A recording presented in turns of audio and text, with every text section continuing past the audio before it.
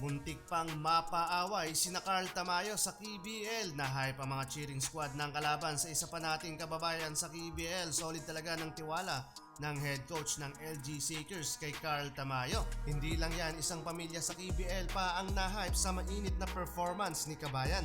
Last 4 games para sa LG Shakers ni Carl Tamayo, including this game kontra sa rank 8 at defending champion na Busan KCC Aegis. Mainit yung naging laban lalo na sa first 5 minutes ng first quarter. Lahat ng first 5 ng LG Shakers nakakapagampag ng field goal sa laban at nagbubuhat so far etong si Asi Marie. Ganda pa ng one-handed dunk na ito. Hype na hype dyan ang crowd. Sinabayan pa yan mga idol ng open 3-pointer ni Carl Tamayo plus tip to basket, second chance opportunity, 4 straight points para kay Kabayan at nagtala siya dito sa first quarter ng 8 points, 2 rebounds, shooting 4 of 6 from the field.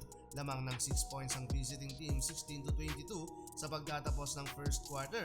Papasok ng second quarter, second unit pa rin ang pinasok ni Coach Cho para sa LG Shakers at gumawa dyan mga idol ng 7-0 run ng kanilang mga local players habang pinasok na din si Calvin Espitola ng home team. Hindi pa ganun ka-epektibo sa laban mga idol at biglang napa-timeout ang defending champion dahil lumobo lang naman sa double-digit lead ang LG Shakers. Halos walang kabuhay-buhay ang opensiba ng kalaban kaya napako sa 16 points ang kanilang scoring.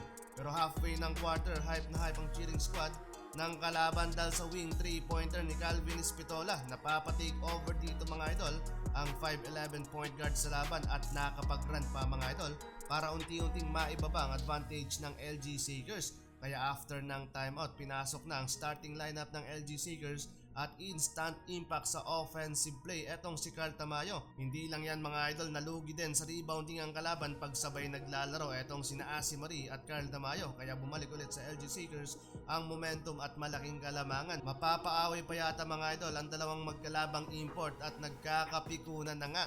Kahit si Kabayan na umaawat lang mga idol ayaw paawat ng kalaban. Abante pa sa 15 points lead ang LG Shakers, 30-45. Leading scorer so far si Carl Tamayo na may 12 points and 4 rebounds sa pagtatapos ng first half. Still aggressive pa rin mga idol ang LG Shakers lalo na itong si Carl Tamayo. Palubo na ng palubo ang lead ng visiting team at umabot pa nga sa 27 points advantage. Biggest lead so far dito sa laban. Grabe si Carl Tamayo mga idol, on fire. Isang pamilya ba naman ang supporter. Hype na hype dito sa kanyang corner 3-pointer. Under 4 minutes mark, nabuhayan muli ang home team dahil sa magandang playmaking ni Calvin Espitola. 6-2 nating run after ng timeout. Back to bench naman si Carl Tamayo. Ejected nga lang yung kalabang import mga idol. Uminit ang ulo at ng baton ng bola kaya graduate dito sa laban. Fourth quarter, consistent pa rin si Carl Tamayo. Gamit na gamit mga idol ng ball club yung dolyares na binabayad bilang import ng LG Shakers sa kanya. Dahil na rin sa malaking kalamangan dito sa fourth quarter ng LG Shakers, pinagpahinga na sina Carl Tamayo sa last minute ng laban. 19.7 rebounds para kay Carl Tamayo. Panalo ang LG Shakers.